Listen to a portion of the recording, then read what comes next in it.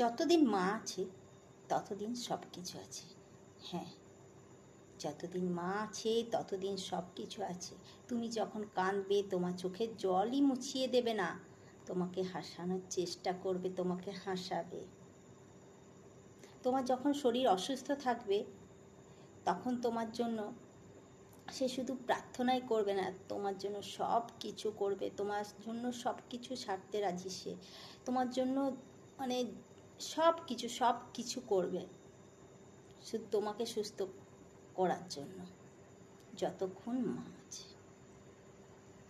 হ্যাঁ, তুমি যদি কষ্টে থাকো, কেউ বুঝতে পারুক আর নাই পারুক, তোর মা অবশ্যই বুঝতে পারবে। সারা পৃথিবীর লোক তোমাকে হয়তো সেই কষ্টের মধ্যে তোমার কষ্টটা বুঝতে পারবে না, কিন্তু তোমার মা বুঝতে পারবে।